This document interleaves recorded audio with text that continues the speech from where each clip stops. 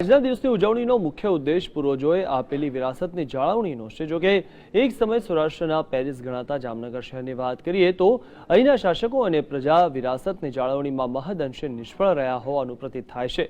ત્યારે આવું નજર કરીએ એક સમય શહેરની શાન ગણાતી ઇમારતોની આજની સ્થિતિ પર। વિશ્વમાં હેરિટેજ દિવસની ઉજવણી થઈ રહી છે, ત્યારે સૌપ્રથમ નજર કરીએ જામનગર શહેરના સોલેરિયમ પર। કાપડથી ઢાંકી દેવામાં આવેલું છે આ જામનગર મેડિકલ કોલેજના કેમ્પસમાં આવેલું સોલેરિયમ। તમને જાણીને નવાઈ લાગશે કે વિશ્વમાં એકમાત્ર સોલેરિયમ હયાત બચ્યું છે તે જામનગરમાં છે। 1937માં તૈયાર થયેલા સોલેરિયમમાં એક સમયે રક્તપિત્તના દર્દીઓની સારવાર થતી। આ સોલેરિયમ સૂર્યના કિરણોની માફક દિશા બદલતું। જો કે હાલ સોલેરિયમને અડીને જ મિક્સિંગ પ્લાન્ટ ઊભો કરી દેવામાં આવ્યો છે। તેના પરથી સમજી શકાય તેમ છે કે જામનગરના શાસકોને સોલેરિયમની કેટલી કિંમત છે। સોલેરિયમ પછી જૂનું રેલવે સ્ટેશન હોય, એક દાંડીયો મહેલ હોય, ભુજીયો કોઠો હોય કે પછી લખોટા કોઠો હોય, જામ રાજવીઓના સમયમાં તૈયાર થયેલા આ સ્થાપત્યોની કલાકૃતિ બેનમૂન છે, પરંતુ આજની તારીખે તેની દરકાર લેનારું કોઈ નથી, કારણ કે તેમાંની મોટા ભાગની ઇમારતોની હાલ કોઈ ઉપયોગિતા નથી। જો કે આ મામલે ઇતિહાસકાર શું કહી રહ્યા છે તે સાંભળીએ।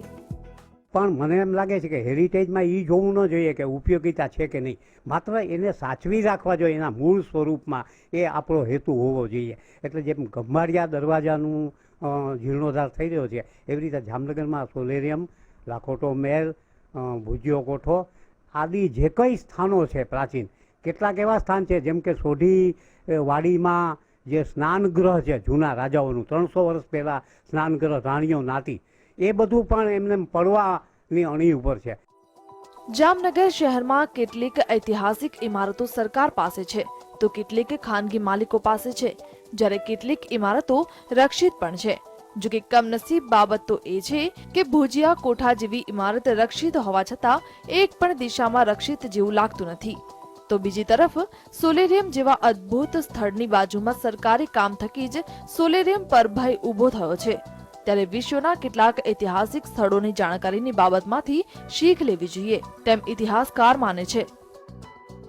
તમને ઉદાહરણ આપું કે જર્મનીમાં મહાકવિ ગેટે થઈ ગયા, બહુ મોટા કવિ, કાલિદાસ જેવા, આપણા કાલિદાસ જેવા। તો એ ગેટેનું જે ગામ છે જન્મસ્થાન, એ આખા ગામને વર્લ્ડ હેરિટેજ તરીકે જાળવી રાખવામાં આવ્યું છે, અને એ ગામમાં કોઈ કાંઈ બદલાવ કરી શકે નહીં, બધા રહે, પણ તેનો જે નદીનો લાકડાનો પુલ છે, પછી જે પથ્થર બેસાડેલી શેરીઓ છે, એ બધું જેમનું તેમ એક એક મકાનો, કારણ કે એ આખા ગામમાં બધે જ કવિ ફરેલા છે અને બધા સ્થળે એના સ્મારક છે। જામનગર શહેરમાં લખોટા કોઠો, ભુજીયા કોઠો, એક દાંડિયા મહેલ જેવી ઐતિહાસિક ઇમારતોને વર્ષ 2001ના ભૂકંપમાં ભારે નુકસાન પહોંચ્યું હતું। જો કે ભૂકંપ આવ્યાને 14 વર્ષ જેટલો લાંબો સમય વીતી ચૂક્યો છે। આ સમય દરમિયાન સ્થાનિક નેતાઓ અનેકવાર આ સ્થળોના નવીનીકરણની વાત કરી ચૂક્યા છે, પરંતુ હાલ તો ઇમારતો પડવાના વાંકે જ ઊભી હોય તેમ નજરે પડે છે। ભરત ચૌહાણ, GSTV, જામનગર। આજે વર્લ્ડ હેરિટેજ દિવસની ઉજવણી થઈ રહી છે। ગુજરાત પણ અનેકવિધ ઐતિહાસિક ઘટના અને સમયનું સાક્ષી છે। ત્યારે એક સમયે 7 જેટલા વિશાળ દરવાજા અને કિલ્લાથી ઘેરાયેલા પાલનપુરમાં આજે માત્ર એક ઐતિહાસિક દરવાજો જોવા મળી રહ્યો છે, જે એકમાત્ર શહેરની ઐતિહાસિકતા દર્શાવવા પૂરતો છે।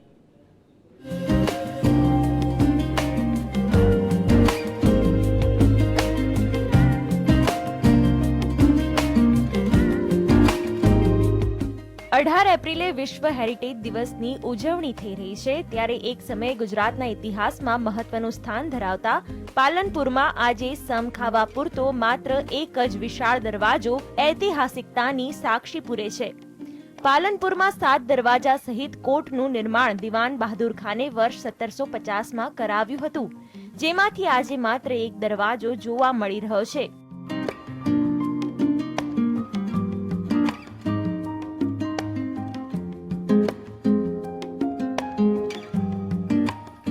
પાલનપુરની ઐતિહાસિક ધરોહર છે। નવાબના સમયમાં 7 દરવાજા હતા પાલનપુરમાં, સૌથી જૂના, એમાંનો એક દરવાજો મીરા દરવાજો છે, અને તેના મેન્ટેનન્સની ખૂબ જરૂર છે પાલનપુરમાં। અને જો તેને ઐતિહાસિક તરીકે લેવામાં આવે, હેરિટેજ પ્રોપર્ટી તરીકે, તો પાલનપુરને ખૂબ ફાયદો થાય અને તે એક જોવાલાયક જગ્યા છે। વર્લ્ડ હેરિટેજ દિવસ છે તે માટે હું જ્યોત ફિલ્મ ક્લબમાં અમે રેગ્યુલર રમવા આવીએ છીએ 15 જણા ટેબલ ટેનિસ રમીએ છીએ. તો રસ્તામાં અમારે મીરા દરવાજા કરીને એક દરવાજો આવે છે, જે પાલનપુરના 7 દરવાજા પૈકીનો એક દરવાજો છે. 2008માં આપણા તે વખતના માનનીય મુખ્યમંત્રી એવા નરેન્દ્રભાઈ મોદીએ એની જાળવણી માટેની ચર્ચા કરી હતી, પરંતુ અમારી એવી માંગ છે કે હવે મીરા દરવાજાને હેરિટેજ તરીકે ડિક્લેર કરવામાં આવે આજે હેરિટેજ દિવસના દિવસે કે પછી ગમે ત્યારે, અને એની જાળવણી કરવામાં આવે.